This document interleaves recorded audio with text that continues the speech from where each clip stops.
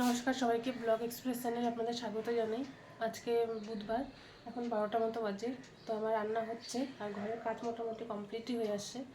এই যে বিছনা টিছনা সব গুছানো, আর উপর থেকে জামা কাপড়গুলো নিয়ে আসছে, ওগুলো তো পরেই গুছাবো। আর ঘরটা তো মোটামুটি গুছানো হয়েছে। আর রান্না করছি আজকে ডিমের ঝোল আর ভাত করব। আজকে আমাদের বিকালবেলা একটা মৎস্যমুখী ইনভাইট আছে, তো আমি আর গুলটুস যাবো। সংগ্রাম যাবে না, সংগ্রাম আমার মাসির বাড়ি যাবে, ওখানে নেমন্তন্ন আছে। তো আমি যেতাম, যদি এখানে না থাকতো তাহলে যেতাম। তো ওই জন্য বেশি কিছু রান্না করবো না, ডিমের জন্য আর ভাত করবো। ভাবছিলাম মাছ করবো, কিন্তু মাছ করবো না। কারণ কি, মাছ করলে কী হয়, গুলটুস খেতে চায় না, বহু সমস্যা হয় ওর জন্য। সেই আমাকে অন্য কিছু করতেই হয়। এই ঘরটাতে এত সুন্দর রোদ আসে না, খুব ভালো লাগে ঠান্ডাতে। পুরো রোদ উঠছে, ভালো লাগছে। ঠান্ডাতে একটু রোদটা উঠলে ভালো লাগে। আর আমরা রবিবারে তো সুব্রতের বাড়িতে গেছিলাম।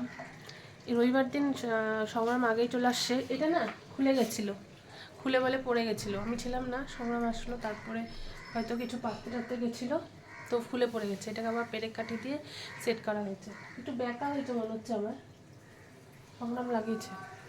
থাক, আমি তো এটা লাগাতে পারবো না, ব্যাকা হলেও ঠিকই আছে, কী করা যাবে। পরে যখন খুলবো তখন দেখাবো। আর এই যে রান্না হচ্ছে ডিমের ঝোল, একটু এই যে এটা দিয়ে একটু ডিমের মামলেটের ঝোল করবো।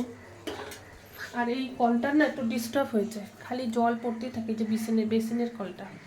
কাকিকে বললাম, তো দেখা যাক। কারণ সবসময় জল পড়তে থাকলে জলের একটা অপচয় না, মানে এটা খালি ঘোরাতেই থাকবে, মানে ওইটার ওয়াশারটা হয়তো নষ্ট হয়ে গেছে ওর জন্য। তো সেই যাই হোক, রান্না টান্না করি, করার পরে দেখি। গুড ইভিনিং সবাইকে। এখন দুপুর হয়ে গেছে, 2:45 মতো বাজে। আমার স্নান টান তো হয়ে গেছে, খাওয়া দাওয়া করিনি। গুলটুস আসলে তবেই খাবো। এখন আমি গুলটুস আসার পরেই খাই, তো অনেক দেরিও হয়ে যায় আস্তে আস্তে।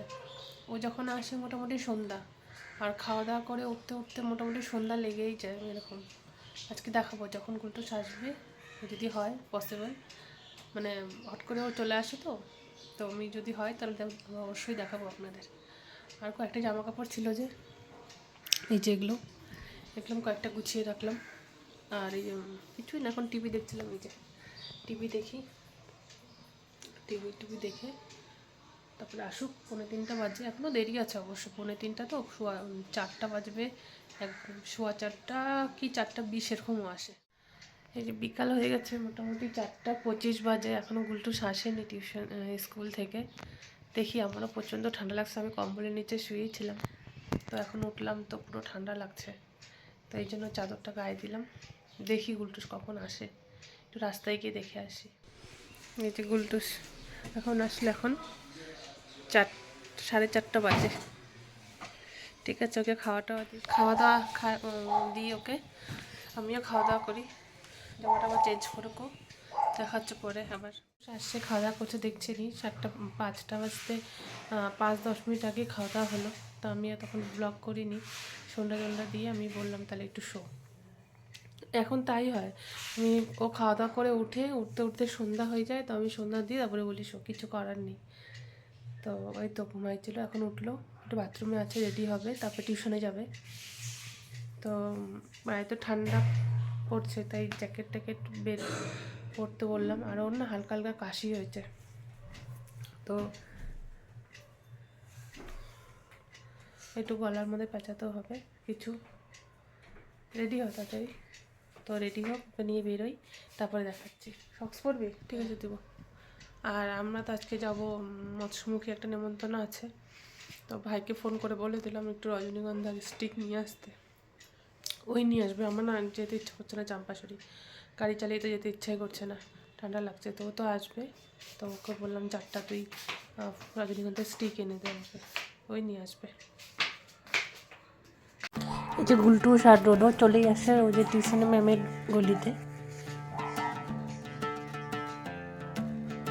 এই যে বাড়ির সামনে চলেই আসছে।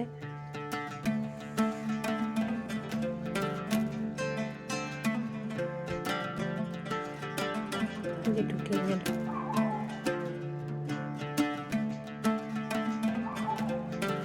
ওদেরকে দেওয়া হয়ে গেল, আমি বেরিয়ে গেলাম। এটা হচ্ছে ওদের গলি থেকে বেরিয়ে যে মেন রোডটা, সেই রোডটা। তো রোদটা দিয়ে একটু হেঁটেই বাড়িতে যাব, একটু হাঁটাও হয়ে যায়, এদিকে ঘোরাও হয়ে যায়। এখন 9টা, সোয়া 9টার মতো বাজে। গুলটুসকে তো অনেকক্ষণ আগে টিউশন থেকে দিয়ে চলে আসছি। তো এখন তো যাবো আমরা, একটা বললামই তো, ওই জন্যই জামা কাপড় বের করি দেখি, আর গুলটুসকে আনতে যেতে হবে। তো জামা কাপড় বের করি, ততক্ষণে হয়তো ফোন চলে আসবে গুলটুসের, 9টা 20-এর মতো বাজে, তারপর ওকে গিয়ে নিয়ে আসবো। যে আমি রেডি হয়ে নিয়েছি, একটা শাড়ি পরলাম, সিম্পল শাড়ি, শ্রাদ্ধ বাড়ি তো।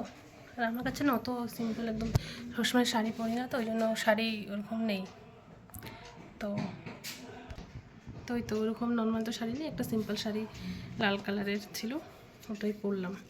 তাই যে একটাই যেরকম লাল শাড়ি আর সোয়েটার পরলাম, যেহেতু ঠান্ডা লাগবে তার জন্য। ঠিক আছে, আর গুলটুস তো চলে গেছে, আমি দেখাতে পারলাম না, ওই জন্য আমি আর ব্লগ করব না। আর সংগ্রাম এখনও আসেনি, ওর জন্য চাবিটা রেখে যাব এক জায়গায়, তো ওখান থেকে নিয়ে নেবে। আর ব্লগটা এখানেই শেষ করি। ব্লগটা ভালো লাগলে লাইক, কমেন্ট, শেয়ার এবং সাবস্ক্রাইব অবশ্যই করবেন। দেখা হবে অন্য একটি ব্লগে। আজ তাহলে আসি, সবাই ভালো থাকবেন।